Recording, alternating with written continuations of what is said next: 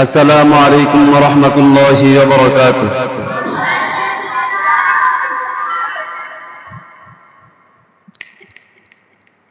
الحمد لله الذي جعل الشمس والقمر بحسبان والنجم والشجر يسجدان وفضل زمانا على زمان كما فضل مكانا على مكان وإنسانا على إنسان ونشهد أن لا إله إلا الله وحده لا شريك له لا ضد له ولا ند له ولا مثل له ونشهد أن سيدنا وسندنا وحبيبنا وطبيبنا وطبيب ربنا ومولانا محمدا عبده ورسوله أرسله الله تعالى بالحق بشيرا ونذيرا وداعيا إلى الله بإذنه وسراجا منيرا أما بعد فأعوذ بالله من الشيطان الرجيم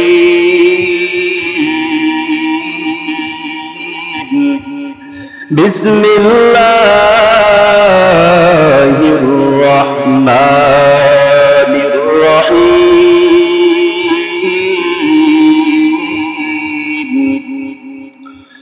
قل إن صلاتي ونسكي ومحياي ومماتي لله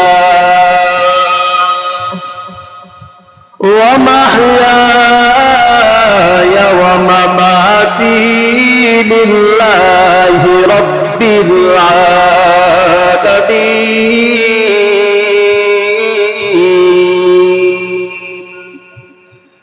وقال رسول الله صلى الله عليه وسلم الصلاة مفتاح الجنة أو كما قال عليه الصلاة والسلام. उल्फत में बराबर के वफा हो के जफा हो, उल्फत में बराबर के वफा हो के जफा हो, हर चीज में लज्जत है अगर दिल में मजा हो, हर चीज में लज्जत है अगर दिल में मजा हो। मोमेन जो फिदा नक्श कफी पाए नबी हो, मोमेन जो फिदा नक्श कफी पाए नबी हो, हर ज़ीर कदम अजदी आलम का सकीना, हर ज़ीर कदम अजदी आलम का सकीना। एक चश्मे ज़दंगा पे लज़ा शाह नबाशी, एक चश्मे ज़दंगा पे लज़ा शाह नबाशी, शायद की निगाहे को नदागाह नबाशी, शायद की निगाहे को नदागाह नबाशी।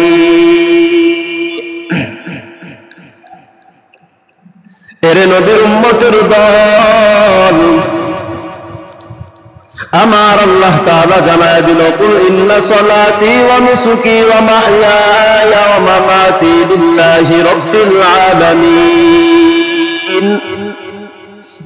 আল্লাহ তাআলা দুনিয়ার মানুষকে জানায় দিলেন, হে দুনিয়ার মানুষ, তোমরা জেনে রাখো, ইন্না সলাতি ওয়া নুসুকি ওয়া মাহইয়ায়া ওয়া মামাতি লিল্লাহ। আল্লাহ বলে, আমার নামাজ, আমার রোজা, আমার কুরবানি, তুমি যা কিছু করো সব কিছু হলো একমাত্র আল্লাহ তাআলার জন্য।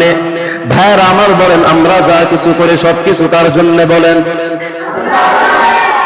এরে নবীর উম্মতের দল, আল্লাহ নিজেই বলে দিলেন, লিল্লাহি রাব্বিল আলামিন। গোটা জগতের মালিক আমার আল্লাহ তাআলার জন্য। আল্লাহর নবী যে হাদিসের মাঝে বলে দিল, as-salatu মিফতাহুল জান্নাহ। এরে দুনিয়ার মানুষ, আল্লাহর নবী জানায় দিল, তুমি নামাজ পড়ো। কেন নামাজ পড়বা? কারণ হলো, নামাজ হলো বেহেশতের চাবি, জান্নাতের চাবি। ওই জান্নাতে যদি যেতে চাও তাহলে নামাজ পড়া লাগবে। এরে নবীর উম্মতের দল, নামাজকে কি পরিমাণ গুরুত্ব দিয়েছেন এমন একটি ঘটনা, আল্লাহর একটা বান্দা কুতুবুল আলম, জগৎ বিখ্যাত বুজুর্গ কুতুবউদ্দিন কাকি রহমাতুল্লাহি আলাইহি, উনি নামাজের এতটা ইত্তেবা করেছেন, যেই ইত্তেবার নজির সাধারণত কেউ দেখাতে পারে নাই। এরে নবীর আশিক উম্মতের দল, আল্লাহর এক বান্দা কুতুবুল আলম, যার নামে এখনো দাঁড়িয়ে আছে সেই কুতুব মিনার, হিন্দুদের রাজধানী সেই দিল্লি শহর, এখনো পর্যন্ত যেখানে দাঁড়িয়ে আছে লম্বা একটি কুতুব মিনার। ওই কুতুব মিনারটা কার নামে দাঁড়িয়ে আছে? তিনি হলেন মাহবুবে সুবহানী কুতুবুল আলম, ফকিহ রব্বানী, শাইখ কুতুবুল আলম কুতুবউদ্দিন কাকি নাওয়ারাল্লাহু মারকাদা। ওই আল্লাহর বান্দা কেমন? আল্লাহর বান্দা যখন দুনিয়া থেকে বিদায় হয়ে চলে গেল, তখন তিনি তিনার খাদেমকে ওসিয়ত করে বললেন, রে খাদেম, আমার মরণের ডাক এসে গিয়েছে রে খাদেম, আমি চলে যাওয়ার আগে তোমাকে 4টা ওসিয়ত করে যাই। বলেন কয়টা? 4টা ওসিয়ত করে যাই রে খাদেম, ভালো করে বুঝবি। ওই ওসিয়তটা গোটা ভারতের মানুষকে জানায়া দিয়ে, 1 নাম্বার ওসিয়ত হলো, খাদেম, আমি যখন দুনিয়া থেকে বিদায় হয়ে চলে যাব তখন আমার জানাজার নামাজ পড়ানো লাগবে। কে আমার জানাজার নামাজ পড়াবি? আমি বলে গেলাম, আমার জানাজার নামাজ এমন ব্যক্তি পড়াবে যার মাঝে 4টা সিফাত থাকবে, সে আমার জানাজা পড়াবে, অন্য কেউ আমার জানাজা পড়াবে না। এ নবীর উম্মতের দল,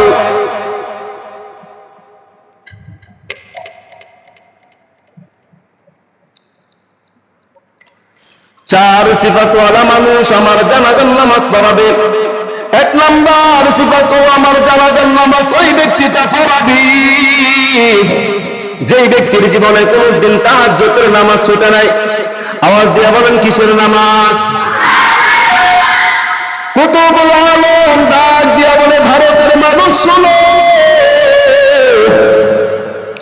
আমার জানাজা খাদেম তাকে পড়াতে দিবা যার কোনদিন জীবনে তাহাজ্জুদের নামাজ ছুটে নাই। এরে নবীর আশিক, তাহাজ্জুদের নামাজের কেমন দাম! আল্লাহর বান্দা গোটা জীবনে কোনদিন তাহাজ্জুদের নামাজ ছাড়া নাই। বলো আল্লাহু আকবার। এরে নবীর উম্মতের দল, কেমন বড় আল্লাহর পাগল, যার জীবনে কোনদিন তাহাজ্জুদ ছুটে নাই। এজন্যই তো বলা হয়, অতি গভীর হয় রজনী নীরবে প্রভুর নাম জপিও তখন, প্রভুর করুণা যদি পাইবার চাও, প্রভুর করুণা যদি পাইবার চাও, গভীর রাতে উঠে প্রভুর গুণগান গাও, গভীর রাতে উঠে প্রভুর গুণগান গাও। এরে নবীর আশিক, আল্লাহর নবী জামায় দিল দুনিয়ার মানুষ গভীর রাতে উঠে আল্লাহর কাছে কাঁদো, আল্লাহর কাছে তুমি তোমার দিনের সব তামান্নাগুলা খুলে বলো রে মুমিন। ওই যে কুতুবুল আলম 1 নাম্বার আমার জানাজা ওই ব্যক্তি পড়াবে যার জীবনে কোনদিন তাহাজ্জুদ ছুটে নাই। 2 নাম্বার ওসিয়ত, আমার জানাজা ওই ব্যক্তি পড়াবে যার কোনদিন তাকবীরে ওয়ালা ছুটে নাই। এরে নবীর আশিক উম্মতের দল, কি বলবো, বড় দুঃখ। আজকে আমাদের তাকবীরে ওয়ালা ছুটে যায়, তাকবীরে ওয়ালার কোনো গুরুত্ব নাই রে মুমিন। অথচ তুমি নজর করে দেখো, আল্লাহর একজন কুতুবুল আলম মাহবুবে সুবহানি ফকিহে মাহের কুতুবুল আলম রশিদ আহমদ গাঙ্গুহি রহমাতুল্লাহি আলাইহি, কেমন সেই রশিদ লাগাতার 22টি বছর তাকবীরে ওয়ালার সাথে জামাতের সাথে নামাজ পড়েছেন, কোনদিন তাকবীরে ওয়ালা তার ছুটে নাই। এরে নবীর উম্মতের দল, আল্লাহর কি করুণা, হঠাৎ করে একদিন বান্দার তাকবীরে ওয়ালা ছুটে গেল। তাকবীরে ওয়ালা তার ছুটে যাওয়ার পর এবার আল্লাহর বান্দা কাঁদে আর আল্লাহকে ডেকে বলে, মালিক, সারাটা জীবন তাকবীরে ওয়ালার সাথে নামাজ পড়ে কাটাইলাম, আজকে আমার তাকবীরে ওয়ালা ছুটে গেল, কি করব? কিতাবের মাঝে লিখে আল্লাহর বান্দাটা এতটা কান্না করেছে রে যুবক, আল্লাহর বান্দা এতটা কান্না করেছে, যদি কোনো মানুষের বাবার সন্তান মারা যায় ওই বাবাটা যেমন কান্না করে, ওই কুতুবুল আলম তার চাইতে আরো বেশি কান্না করেছেন। এরে নবীর আশিক উম্মতের দল, হিন্দুদের রাজধানী সেই দিল্লি শহর, ওই যে বললাম ওইখানে দাঁড়িয়ে আছে সেই কুতুব মিনার, ওই কুতুব মিনারের নিচে জানাজার নামাজ পড়ানো হবে। এবার ভারতের সমস্ত মানুষগুলো এসে একত্রিত হয়ে গেল। ওই যে ভারতের সেই দারুল উলুম দেওবন্দের উলামায়ে কেরাম একত্রিত হলো, পাকিস্তানের মানুষগুলো জমায়েত হয়ে গেল, ওই সৌদি আরব সেইখানের মানুষগুলো জমায়েত হলো, আমেরিকার মানুষগুলো এসে দিল্লি শহরে হাজির। আজকে এমন একজন মানুষ মারা গেল যার জানাজার নামাজ পড়ানোর জন্য সবাই বড় পাগল। এরে নবীর আশিক উম্মতের দল, খাদেম মাইক দিয়ে ঘোষণা করলো, শুনে রাখো, আমার শায়েখের জানাজার নামাজ যদি তোমরা পড়াতে চাও 4টা সিফাত লাগবে। 1 নাম্বার, কোনদিন তাকবীরে ওয়ালা ছুটা যাবে না। 2 নাম্বার, কোনদিন তাহাজ্জুদের নামাজ ছুটা যাবে না। 3 নাম্বার, তোমার মাঝে সিফাত থাকতে হবে, তুমি কোনদিন ইমরাআতে ফায়েশা। এরে যুবক, 3 নাম্বার সিফাত, কোনদিন অশ্লীল নারীর দিকে তাকাইতে পারবি না। অশ্লীল নারীর দিকে যদি তুমি তাকাও তাহলে তুমি এমন বড় আলেমের জানাজার নামাজ পড়াতে পারবি না। 4 নাম্বার ওসিয়ত হলো, যার কোনদিন আসরের 4 রাকাত নামাজ ছুটে নাই। এরে নবীর আশিক উম্মতের দল, কি বলবো, আজকে কিসের সে আসরের 4 রাকাত সুন্নাত, আজকে আমাদের ফরজের খবর নাই। আওয়াজ দিয়ে বলেন, এমন মানুষ আছে না নাই যারা 5 ওয়াক্ত ফরজ নামাজ পড়ে না? আছে না নাই? ভাইরা আমার বড় দুঃখ লাগে, ওই যে কুতুবুল আলম যার আসরে 4 রাকাত সুন্নাত ছুটে নাই, তার তো জামাতের সাথে নামাজ ছুটে যাবে কল্পনাও করা যায় না। ওই আল্লাহর বান্দা মারা গেল, দুনিয়া থেকে বিদায় হয়ে চলে গেল, গোটা দুনিয়ার বড় বড় আলেম এসে দাঁড়ায় গেল, জানাজার নামাজ পড়াবি, কিন্তু কিভাবে পড়াইবি? কারো মাঝে তো চারটা সিফাত নাই।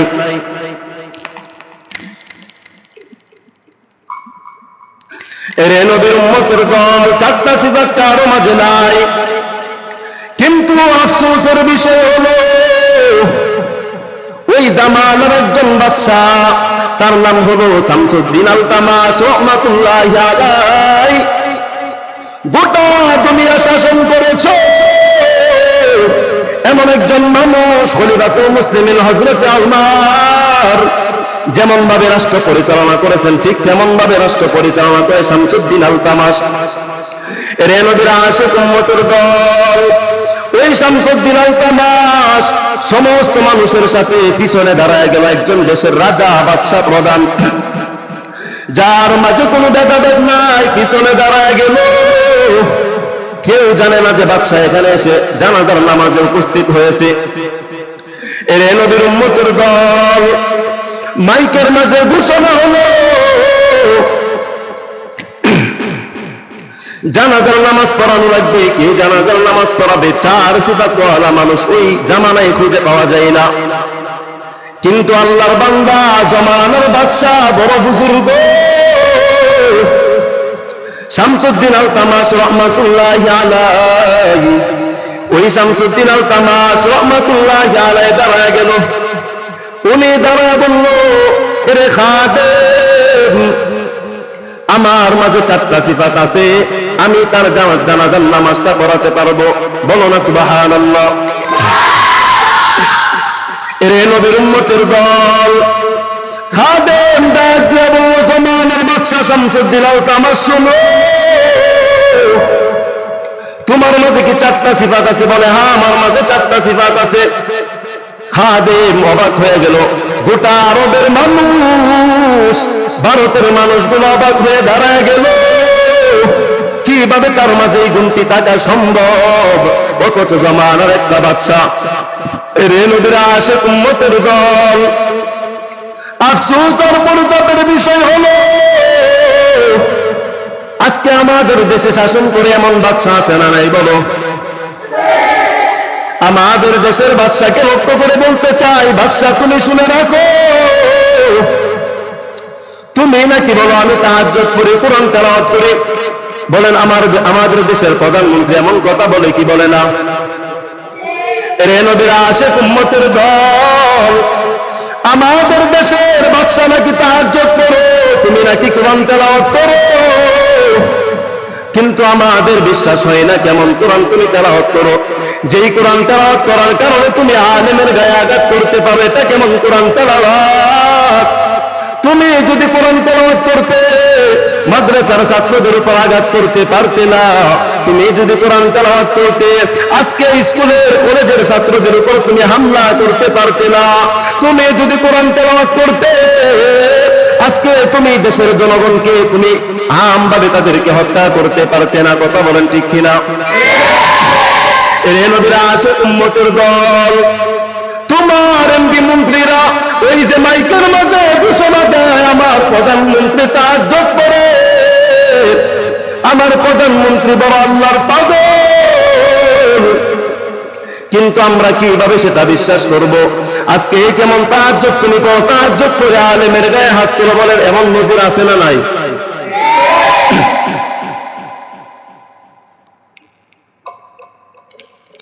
এর নবীর আশিক উম্মতের দল, এমন নজির আছে যে তুমি মাদ্রাসার ছাত্রদের উপর আঘাত করেছো, আবার তুমি তাহাজ্জুদ করো। পরিষ্কার ভাষায় বলতে চাই, এর প্রধানমন্ত্রী তুমি শুনে রাখো, তোমার এমন তাহাজ্জুদের কোনো দরকার নাই যে তাহাজ্জুদ করে তুমি আলেমের গায়ে হাত তুলো। এমন তাহাজ্জুদের কোনো দরকার নাই যে তাহাজ্জুদ করে তুমি অনার্থকভাবে তুমি কলেজের ছাত্রদের উপর হামলা করতে পারো। আমরা পরিষ্কার ভাষায় বলতে চাই, কোরআনের কথা বলতে গিয়ে, হকের কথা বলতে গিয়ে, আল্লাহর কথা বলতে গিয়ে যদি আমাদের কোরআনের পাখিদের উপর কেউ আঘাত করে, হকের কথা বলতে গিয়ে, ইসলামের ঝান্ডাকে সমুন্নত করতে গিয়ে, নবীর পক্ষে কথা বলতে গিয়ে, ইসলামকে সমুন্নত করার জন্য যদি কোনো বেঈমান, যদি কোনো প্রধানমন্ত্রী, যদি কোনো মাননীয় মন্ত্রী, যদি কোনো এমপি সাহেব আমাদের বিরুদ্ধে কথা কও, ইসলামের বিরুদ্ধে কথা কও, তাহলে আজকের মঞ্চ থেকে বলতে চাই, এরে প্রধানমন্ত্রী তুমি শুনে রাখো, আমরা কিন্তু দারুল দেওবন্দের সন্তান, আমরা কিন্তু কওমের সন্তান। তুমি বাঘ দেখেছো কিন্তু বাঘের গর্জন দেখো নাই, ওলামায়ে কেরাম দেখেছো কিন্তু তাদের গর্জন দেখো নাই। আমরা কিন্তু সিংহের জাতি, আমরা কিন্তু বাঘের জাতি। ওপরে তাদের গায়ে যদি হাত তুলো, পরিষ্কার কথা আজকের মঞ্চ থেকে ঘোষণা করতে চাই, আর একবার যদি কোনো কলেজের ছাত্রের উপর হামলা করা হবে, মাদ্রাসার ছাত্রের উপর হামলা করা হবে, যেই হাত দিয়ে হামলা করা হবে, যেই অস্ত্র দিয়ে হামলা করা হবে, যেই পা তাদের বিরুদ্ধে রুখে দাঁড়ানো করা হবে, আমরা সেই হাত এবং পা ভেঙ্গে ঘুরিয়ে দিব, সেই হাত এবং পা ভেঙ্গে ঘুরিয়ে দিব। কথা বলেন ঠিক কিনা? এরে নবীর আশিক উম্মতের দল, কি বলবো, বড় দুঃখ। আজকে তুমি প্রধানমন্ত্রী হলা, কেমন তুমি প্রধানমন্ত্রী হইছো? তুমি নাকি বলো আমাদের দেশের স্বাধীনতা, বাংলাদেশ স্বাধীন বাংলাদেশ, তুমি নাকি এটা স্লোগান দাও। অথচ এমন দেশের মধ্যে ওলামায়ে কেরামের বিরুদ্ধে কথা বলা হয়, এমন দেশের মধ্যে আলেমদের বিরুদ্ধে কথা বলা হয়, এমন দেশের মধ্যে অনর্থকভাবে ছাত্রদের উপর হামলা করা হয়। ওই যে আমার মায়ের কলিজা তুমি খালি করতেছো। আজকে কলেজে কত সন্তানরা পড়ালেখা করে, যেই মা তাদেরকে বড় আশা করে স্কুলে পড়াইলো, যেই মা তাদেরকে বড় আশা করে ঢাকা বিশ্ববিদ্যালয়ে ভর্তি করলো, আজকে তুমি পুলিশ বাহিনীকে বলে দাও, এরে পুলিশ তোরা তাদের উপর হামলা করো, আর তোমার কথা শুনে পুলিশ বাহিনী তাদের উপর হামলা করে। এরে প্রধানমন্ত্রী, তোকে লক্ষ্য করে বলতে চাই, আল্লাহর জমিনটা কিন্তু তোর না। আল্লাহ বলে ওয়ালিল্লাহি মুলকুস সামাওয়াতি ওয়াল আরদ, এই গোটা জমিনটা হলো আমার মালিকের। অতএব যদি মালিকের জমিনে তুমি বাহাদুরি করতে চাও, পরিষ্কার কথা তোমাকে বলতে চাই, একদিন বাহাদুরি করবে মুসলমান কিছু বলবে না, দুই দিন বাহাদুরি করবে মুসলমান কিছু বলবে না, তৃতীয় দিন যদি বাহাদুরি করতে চাও তাহলে কান দিয়ে শুনে রাখো, আমরা কিন্তু মুসলমান জাতি, আমরা কিন্তু দারুল দেওবন্দের সন্তান। আর একবার যদি কোনো সন্তানের উপর আক্রমণ করা হবে, স্কুলের ছাত্রদের উপর আক্রমণ করা হবে, মাদ্রাসার ছাত্রদের উপর আক্রমণ করা হবে, তাহলে আমরা তাদেরকে বলতে চাই, আক্রমণ করার সাথে সাথে তোমার প্রধানমন্ত্রীগিরি ছাড়তে হবে, অথবা তোমার দায়িত্ব ছাড়তে হবে। এমন প্রধানমন্ত্রী আমরা চাই না, যার কারণে আমাদের ছাত্রদের উপর হামলা করা হবে। কথা বলেন ঠিক কিনা? এরে নবীর আশিক উম্মতের দল, ওই যে বলতেছিলাম সেই কুতুবউদ্দিন কাকি রহমাতুল্লাহি আলাইহি, ওই আল্লাহর বান্দা কেমন, যিনি ঘোষণা করে জানায় দিল, দুনিয়ার মানুষ তোমরা শুনে রাখো, আমি একজন বড় আলেম ছিলাম, আমার জানাজা পড়াবে এমন একজন মানুষ, যে হলো গোটা জগতের বাদশাহ, ভারতের বাদশাহ শামসুদ্দিন আলতামাশ। উনিও কিন্তু একটা প্রধানমন্ত্রী ছিল, উনিও কিন্তু একটা রাষ্ট্রপতি ছিল, ওনার মাঝে কোনো অহংকার ছিল না, উনিও কিন্তু আল্লাহর বড় আশিক, উনিও কিন্তু আল্লাহর বড় পাগল, কিন্তু তোমার মতো না, আমার মতো না। এজন্য পরিষ্কার ভাষায় বলতে চাই, আল্লাহকে যদি খুশি করতে চাও, আল্লাহকে যদি রাজি খুশি করতে চাও, তাহলে তুমি ভালোভাবে চলবে, হকের উপর চলো, ইসলামের ঝান্ডাকে সমুন্নত করো, তাহলে আল্লাহ বড় তোমার উপর খুশি হয়ে যাবে। এরে নবীর উম্মতের দল, ওই যে চারটা সিফাত করা মানুষ, তিনি হলেন জমানার বাদশাহ শামসুদ্দিন আলতামাশ, যার মাঝে চারটা সিফাত ছিল। তিনি গোটা জগৎ শাসন করেছে, চারটা সিফাত অর্জন করেছে, কিন্তু বড় আফসোসের বিষয় হয়, বড় তামান্নার বিষয়, আমার মাঝে তোমার মাঝে এই চারটা সিফাত নাই। এরে নবীর উম্মতের দল, কি বলবো, বর্তমান সময়ের মানুষদেরকে নিয়ে বড় দুঃখ লাগে। আল্লাহর কসম, আল্লাহর নবী ঘোষণা করে জানায় দিল, দুনিয়ার মানুষ শুনে রাখো, আমি আল্লাহ দুনিয়াতে দুইটা জিনিস পাঠাইলাম, এক নাম্বার আল্লাহর কোরআন, এক নাম্বার কিতাবুল্লাহ, দুই নাম্বার সুন্নাত রাসূল, আল্লাহ তাআলার কিতাব এবং তার নবীজির সুন্নাহ। ওই দুইটা জিনিসকে যদি তোমরা আঁকড়াইয়া ধরতে পারো রে মুমিন, আল্লাহর নবী জানায় দিল, তাহলে কোনদিন তুমি পথভ্রষ্ট হবে না। রে নবীর উম্মতের দল, ওই যে বলতেছিলাম সেই কুতুব মিনার, গোটা ভারতের মানুষ কুতুব মিনারের নিচে দাঁড়ায় গেল। সবাই দাঁড়ায় আছে, অপেক্ষা আছে কে জানাজার নামাজ পড়াবে, কে পড়াবে, কিন্তু কেউ নাই। খাদেম মাইকের মাঝে ঘোষণা করতেছে, দুনিয়ার মানুষ জেনে রাখো, আজকে এমন একজন আল্লাহর কুতুব মারা গিয়েছে, যার জানাজার নামাজ পড়াইলে তুমি বড় ভাগ্যবান। এমন একজন আল্লাহর কুতুব, যার জানাজার নামাজ পড়ানোর জন্য সৌদি আরবের মানুষগুলা চলে আসলো, ভারতের মানুষগুলা চলে আসলো, ওই যে আমেরিকার মানুষগুলো এসে কুতুব মিনারে হাজির। একটাই মাত্র কারণ, সেই কারণটা হলো জানাজার নামাজ পড়াবে রে নবীর উম্মতের দল।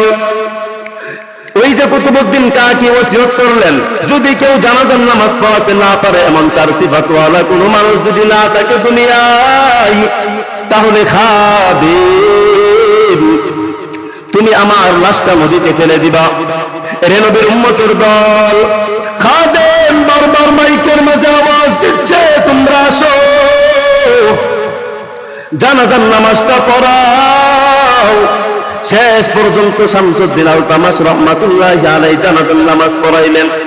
আর জানাজার নামাজ পড়ানোর পর জানা দিল দুনিয়ার মানুষ, আমি শামসুদ্দিন আল তামাশ জানাজার নামাজ পড়াইছি, কিন্তু আমার বড় কষ্ট লাগতেছে, বড় দুঃখ লাগে। আমি শামসুদ্দিন আল তামাশ গভীর রাতে তাহাজ্জুদে আল্লাহর সাথে দাঁড়াইছি, আমি তাহাজ্জুদ পড়তাম, আমি আওয়াবিল পড়তাম, সব কিছু পড়তাম, দুনিয়ার কেউ জানতো না। রে কুতুবউদ্দিন কাকি তুমি শুনে রাখো, আজকে তুমি দুনিয়ার মানুষকে জানায়া দিলে আমি যে তাহাজ্জুদের নামাজ পড়ি, আজকে তুমি দুনিয়ার মানুষকে জানায়া দিয়েছো আমি যে আসরের 4 রাকাত সুন্নাত আমার কাজা হয় নাই, আজকে তুমি দুনিয়ার মানুষকে জানায়া দিয়েছো আমি কোনদিন ইমরাতে ফাহিশার দিকে তাকাই নাই। রে নবীর আশিক উম্মতের দল, আল্লাহর নবী তোমাদেরকে ভালো পথে ডাকতেছে রে মুমিন। আল্লাহ তাআলা তোমাদেরকে হেদায়েতের দিকে ডাকে। আল্লাহ বলে ফাফিরু ইলাল্লাহ ইন্নী লাকুম মিনহু নাযীরুম মুবিন। আমার আল্লাহ জানা দিল, আল্লাহ তোমাদেরকে হেদায়েতের দিকে ডাকে, মানুষ তোমরা হেদায়েতের পথে আসো, তোমরা কল্যাণের দিকে আসো, ভালো পথে তোমরা আসো। এরে নবীর আশিক উম্মতের দল, আমার আল্লাহ প্রতিনিয়ত মানুষকে এমন ভাবে ডাকে, মানুষ তোমরা হেদায়েতের পথে আসবা, খারাপ কাজে লিপ্ত হবা না, ভালো কাজ করে কবরে যাইবি, খারাপ কাজ করে তোরা কবরে যাবি না। আমার আল্লাহ এমন ঘোষণা করে জানায় দিলেন। এরে নবীর আশিক উম্মতের দল, পরিশেষ কথা হলো আল্লাহ আমাদেরকে প্রতিনিয়ত বলে আমরা যেন আল্লাহর হুকুমগুলা মানি। আল্লাহ আমাদেরকে জানায় দেয়, এরে দুনিয়ার মানুষ, উঠতে বসতে সব সময় তোমরা আমি আল্লাহকে স্মরণ করো, সব সময় তোমরা আমি আল্লাহকে মানো। আল্লাহর নবী বলে, তাহলে আল্লাহ তোমাকে দুনিয়াতেই জান্নাতের সুসংবাদ দান করবেন। আর যদি আল্লাহকে না মানো রে ভাই, আল্লাহ তাআলা এটাও জানায় দিলেন, দুনিয়াতেই তোমাকে শাস্তির ধমকি দিলেন, শাস্তির প্রতি তোমাকে উদ্বুদ্ধ করলেন। কারণ হলো কবরের শাস্তিটা তো এইরকম, ওই শাস্তি যারা ভোগ করেছি আর তারা জানলে কেমন শাস্তি। এর নবীর আশিক উম্মতের দল, ওই শাস্তি থেকে যদি বাঁচতে চাও তাহলে এখনো সময় আছে, তওবা করে ফিরে যাও।